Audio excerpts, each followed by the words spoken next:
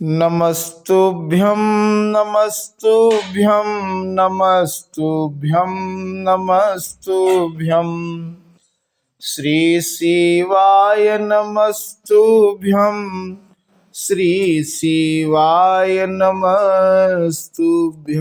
धर्म प्रेमी बंधुओं, श्री शिव महापुराण रुद्र संहिता सती खंड के 7वें अध्याय में आज आप सब सुनेंगे महर्षि मेधातिथि की यज्ञाग्नि में संध्या द्वारा शरीर त्याग पुनः अरुंधति के रूप में यज्ञाग्नि से उत्पत्ति एवं वशिष्ठ मुनि के साथ उसका विवाह।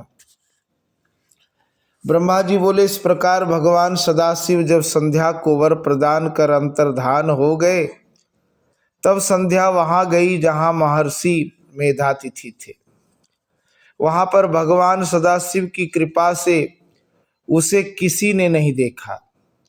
उसने उस समय तपस्या के विषय में उपदेश करने वाले उन ब्रह्मचारी का स्मरण किया। हे महामुने, वे ब्रह्मचारी वशिष्ठ मुनि ही थे जो ब्रह्मा जी की आज्ञा से ब्रह्मचारी का रूप धारण कर संध्या को तपस्या के संबंध में उपदेश करने आए थे।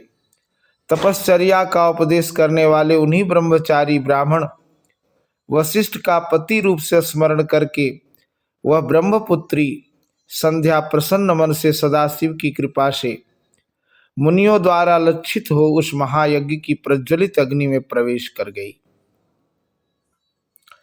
उसका समस्त शरीर पुरोडास के समान तत्क्षण ही जलकर राख हो गया, जिससे अलक्षित रूप से पुरोडास का गंध चारों ओर फैल गया। पुनः सदाशिव की आज्ञा से अग्नि ने उसके शुद्ध शरीर को भस्म कर सूर्य मंडल में प्रविष्ट करा दिया।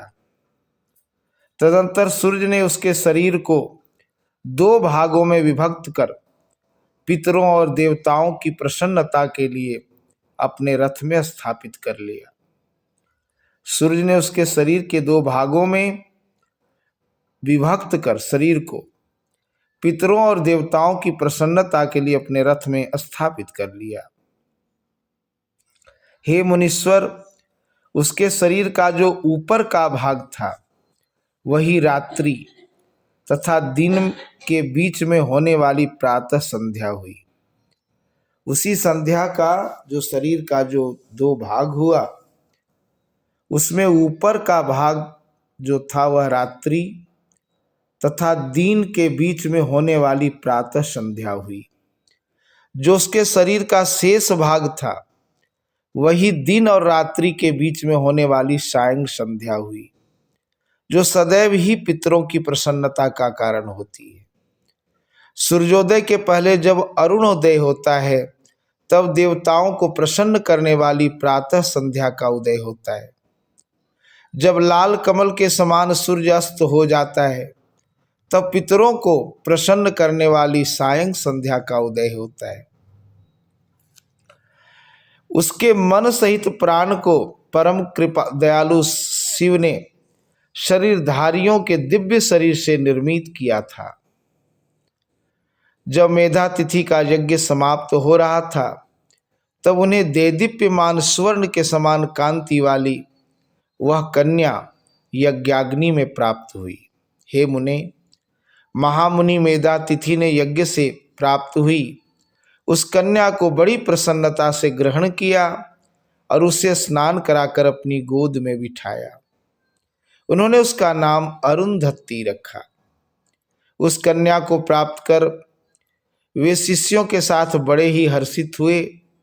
उसने किसी भी कारण के उपस्थित होने पर अपने पातिव्रत्य धर्म का परित्याग नहीं किया, इसलिए त्रिलोकी में उसने स्वयं यह प्रसिद्ध अरुंधति नाम धारण किया। ब्रह्मा जी बोले, हे सुरर्षे, यज्ञ समाप्त करने के उपरांत वे मुनि कन्या रूप संपत्ति से युक्त हो अपने शिष्यों सहित अत्यंत कृतकृत्य होकर अपने उस आश्रम में उसका लालन पालन करने लगे। उसके बाद वह कन्या चंद्रभागा नदी के तट पर श्रेष्ठ मुनि के तापसारण्य नामक आश्रम में बढ़ने लगी। वह सती 5 वर्ष की अवस्था में अपने गुणों से चंद्रभागा नदी तथा तापसारण्य को पवित्र करने लगी। ब्रह्मा, विष्णु और महेश ने ब्रह्मपुत्र वशिष्ठ के साथ उस अरुंधति का विवाह करवाया। हे मुने, उसके विवाह में सुखदायक महान उत्सव हुआ, जिससे सभी देवता तथा मुनिगण अत्यंत प्रसन्न हुए। उस विवाह में ब्रह्मा, विष्णु तथा महेश्वर के हाथ से गिरे हुए जल से शिप्रा आदि 7 पवित्र नदियां उत्पन्न हुई। हे मुने, साध्वी स्त्रियों में सर्वश्रेष्ठ महासाध्वी वह मेधा तिथि की कन्या अरुंधति वशिष्ठ को पति रूप में प्राप्त कर अत्यंत शोभित हुई। हे मुनि श्रेष्ठ, उससे शक्ति आदि श्रेष्ठ तथा सुंदर पुत्र उत्पन्न हुए। इस प्रकार वशिष्ठ को पति रूप में प्राप्त कर वह शोभा पाने लगी। हे मुनि सत्तम, इस प्रकार मैंने संध्या का चरित्र कहा, जो अत्यंत पवित्र, दिव्य तथा संपूर्ण कामनाओं का फल देने वाला है। जो शुभ व्रत वाला पुरुष अथवा नारी इस चरित्र को सुनता है, उसके सभी मनोरथ पूर्ण हो जाते हैं, इसमें संदेह नहीं। इस प्रकार श्री शिव महापुराण के अंतर्गत द्वितीय रुद्र संहिता के द्वितीय सती खंड में अरुंधति तथा वशिष्ठ के विवाह का वर्णन नामक ये 7वां अध्याय पूर्ण हुआ।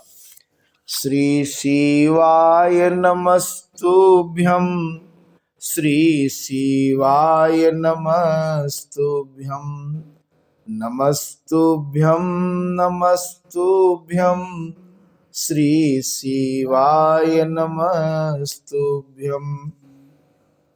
तो ये था 7वां अध्याय, और कल आप सब सुनेंगे 8वें अध्याय में कामदेव के सहचर वसंत के आविर्भाव का वर्णन। आज के लिए इतना ही। धन्यवाद।